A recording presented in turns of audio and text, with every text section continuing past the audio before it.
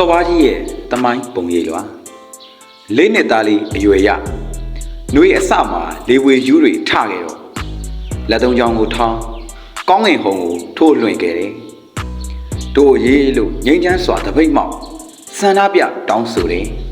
အကျင်မွဲတဲ့ကြီးမဲတို့ကထိုးစိတ်နှွေးဦးမှာပဲကျယ်ပွင့်များစွာကြွေခဲ့ရပေါ့လေဝေဆောင်ရဲ့မန်တင်မောင်ကိုနာနာထိုးနှက်ချိန်တမ်းပြီးညောင်းထဲမှာကြောက်သွေးဆိုတာမရှိသေးရဘူးမတွန့်သွေးနေတာဓားသွားတွေကိုနှက်တေးထားတယ်ဆိုတာနှောင်းလူတွေအတွက်တမိုင်းရေးပေးဖို့လူငယ်တွေအတွက်ရှေ့ဆောင်လို့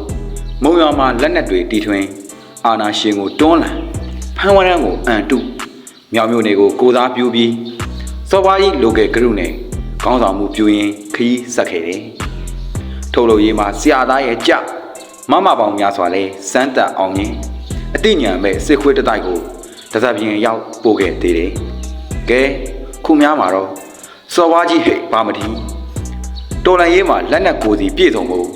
စကိုင်းခရိုင်တရင်တင်မှာခိုးလုံး18ရက်6လပိုင်း2023မှာတောတောင်လမ်းကိုဖြတ်မယ်ကချင်ပြည်နယ်စွန်သားခီကိုအပြုံးပန်းကိုစီနဲ့ညှိုးနွမ်းခဲ့တဲ့ပန်းကလေးတွေ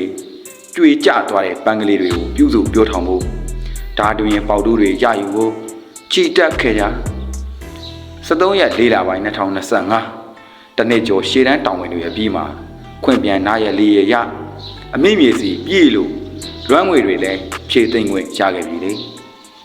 မြောင်နယ်တခွင်အတွက်လိုကယ်စော်ဘွားကြီးမြန်မာနိုင်ငံအတွက်တန်ဖိုးရှိတဲ့တပ်မတော်သားကြီးဗျတပ်မတော်ဆိုတာပြည်သူအတွက်ပဲဆိုတာတတ်တည်ပြဖို့စကိုင်းရစ်တဲ့ဟေကျွေးတစ္ဆာမန်နိုင်ကိုကင်ဆွဲရင်ချီတက်လာခဲ့ပြီမေတ္တာဆိုတာအလျားနံတိုင်းထွာမရနိုင်ပေမဲ့အသွားပြန်လေးတော့ရှိပေးစေချင်ပြီပါရဲ့ဒီတော်လန်ရေးဟာဟန်ချက်ညီမအောင်နိုင်မယ်မဟုတ်လားတယောက်တစ်ပေါက်နဲ့ဂျိုးပြောက်တဲ့နွားဟာစူသီးလို့မရသားဖြတ်ဖို့ပဲတန်နေဆိုတဲ့သဘောကိုထပ်ပြောစရာမလိုအောင်တည်တင်တယ်လေနွားလည်းမကွဲတာကြားလည်းမဆွဲတာခွဲထွက်ဖို့ဆိုတာတွေမရှိသင့်ဘူးအားလုံးဟာတပြိုင်နဲ့တခဲနဲ့ညီညာစွာစစ်ပြိုင်ခင်းမှာချစ်ပြိုင်လမ်းလေးမှာပန်းတွေအကြိုင်တိုင်းလမ်းနိုင်မယ်မွေးကြသည်လမ်းကြသည်ကဲအားလုံးနိုးထကြပါလို့စကိုင်းခရိုင်အမတ်1တရင်